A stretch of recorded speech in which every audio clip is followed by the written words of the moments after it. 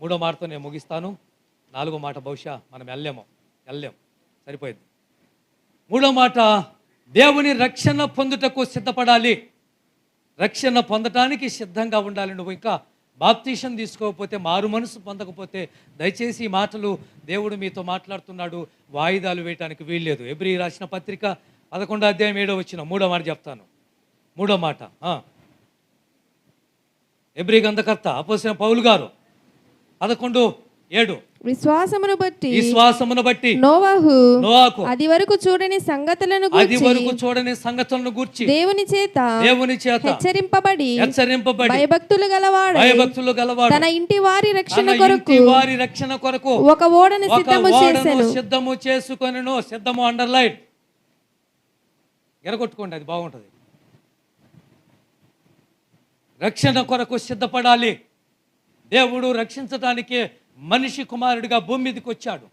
తన ప్రియమైన కుమారుడిని మన కోసము భూమి మీదకి పంపించాడు. ఆయనకేం పని బాట లేక ఆయన పంపించలా, యేసుకేం పని బాట లేక ఇక్కడికి రాలా. వచ్చింది మన కోసం, నశించిపోకూడదని, నరకానికి వెళ్ళిపోకూడదని, నిత్య నాశనమైపోకూడదని. అయ్యో యుగయుగాలు కాలిపోయే అగ్నిగుండంలో నా బిడ్డలు ఉండటానికి వీల్లేదో అని చెప్పి తండ్రి మనుషులను ప్రేమించి, దేవుడు లోకముని ఎంతో ప్రేమించి తన ప్రియమైన కుమారుణ్ణి, తన అద్వితీయ కుమారుణ్ణి, తన ప్రథమ కుమారుణ్ణి, ప్రేమించే కుమారుణ్ణి బలి పశువుగా అప్పగించేశాడు. ఎప్పుడైనా ఆలోచించావా? ఒకానొక సందర్భంలో చిన్న వయసులో కరుణామయుడు సినిమా చూస్తూ ఉన్నప్పుడు ఆ విలువ నాకు తెలియదు. అందరూ ఏదో సినిమా పిచ్చి నాకు ఉంది కాబట్టి, ఆ సినిమాలు పిచ్చి ఉంది కాబట్టి, ఏదో ఒక సినిమాలే పల్లెటూరులో, అక్కడేదో క్రిస్టియన్ పాలెంలో కరుణామయుడు సినిమా వేస్తూ ఉన్నారంటే, నేను ఎన్నో క్లాసు 6th క్లాసులో ఉన్నాను ఆ రోజున. ఆ సినిమాకి వెళ్ళినప్పుడు ఏమీ అర్థం కాల, ఆయన ఎందుకు అన్ని శ్రమలు పడ్డాడో ఏమీ అర్థం కాల. అలాంటిది ఇప్పుడు ఆయన గురించి నేను తెలుసుకున్నాక అర్థమైంది, ఇంత కష్టపడటానికి ఎవరి కోసం, ఎందుకోసం.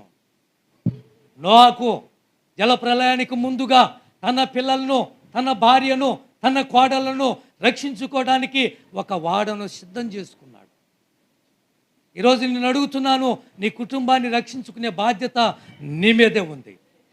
నీ కూతుర్ని రక్షించుకునే బాధ్యత నీ మీదే ఉంది. నీ కొడుకును రక్షించుకునే బాధ్యత నీ మీదే ఉంది. నీ పిల్లలను, నీ భర్తను రక్షించుకునే బాధ్యత నీ మీదే ఉంది. చెప్పండి, నీ కొడుకు చెప్పండి, బాబు బాప్తిసానికి సిద్ధపడవచ్చు కదా.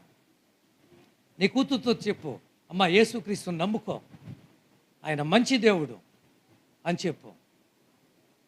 ఈ లోకంలో ఎంత సంపాదించినా ఏం సుఖం. ఆఖరిగా నేను ముగించే ముందు మీతో మాట్లాడుతున్నాను.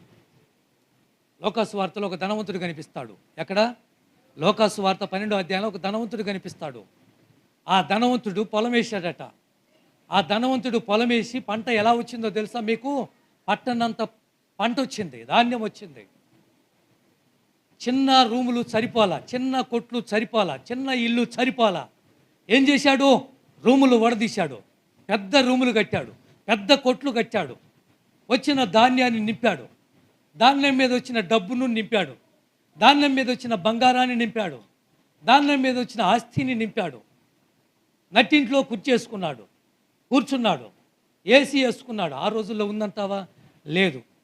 ఏమండి, కూర్చొని మాట్లాడుతున్న మాటలు ఇప్పుడు చదవండి. 19వ వచనం.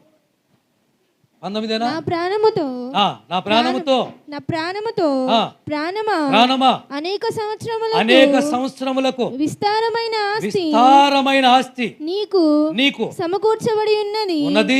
సుఖించుము, తినుము, త్రాగుము, సంతోషించమని చెప్పుకొందుననుకున్నాడు. చాలే, మళ్ళా చదువుతూ ఒక్క మాట, నేను ముగిస్తున్నాను, టైం అయిపోయింది. ఏమనుకున్నాడు? తిను, త్రాగు, సుఖపడు, సంతోషించు. ఈరోజు డబ్బున్న వాళ్ళు జాగ్రత్త, సుఖం కోసం పాకులాడుతున్నావేమో. ఆ రోజు ధనవంతుడు అనుకుంది అదే, సుఖపడు, హ్యాపీగా ఉండు. బోలెడంత డబ్బు ఉంది, బోలెడంత బంగారం ఉంది, ఏం చేయాలన్నా చేయొచ్చు, ఏమి తినాలన్నా తినొచ్చు, ఏది చూడాలన్నా చూడొచ్చు.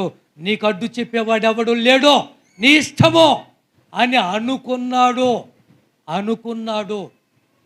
కానీ కింద 20వ వచనం, అయితే దేవుడు మాట్లాడుతున్నాడు. అయితే దేవుడు ఎర్రివాడా, ఈ రాత్రి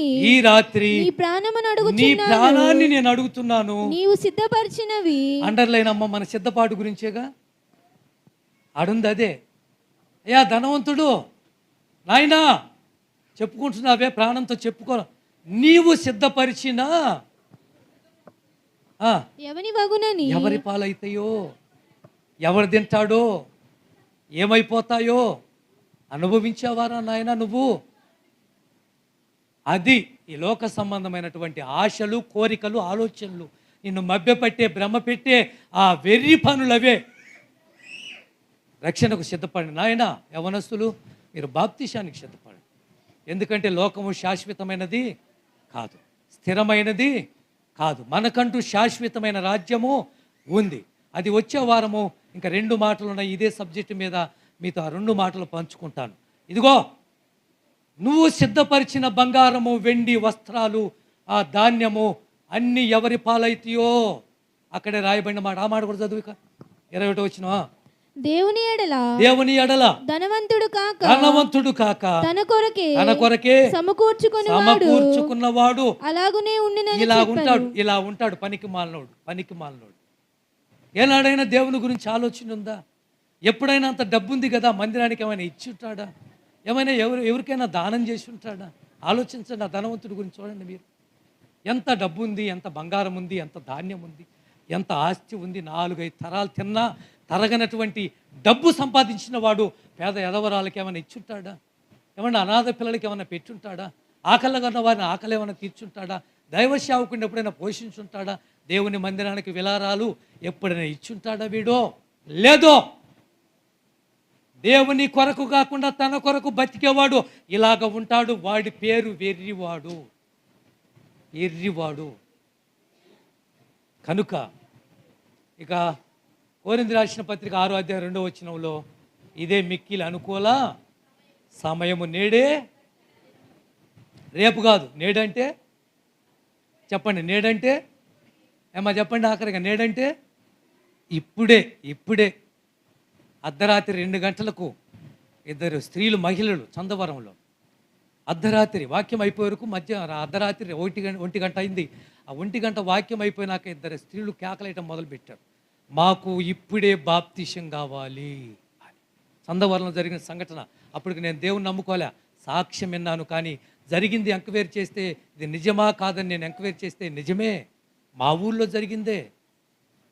2 స్త్రీలు అర్ధరాత్రి కాడ, మాకు ఇప్పుడే బాప్తిసం కావాలి. విపరీతమైన చలికాలం, డిసెంబర్ నెల అంటారు. అమ్మా, రేపు ఉదయాన్ని వెళ్ళి, రేపు కూడా మీటింగులు ఉన్నాయి, రేపు ఉదయాన్ని వెళ్ళి బాప్తిసం ఇస్తామంటే పాస్టర్లు ఒప్పుకోలా. మాకు ఇప్పుడే బాప్తిసం కావాలి.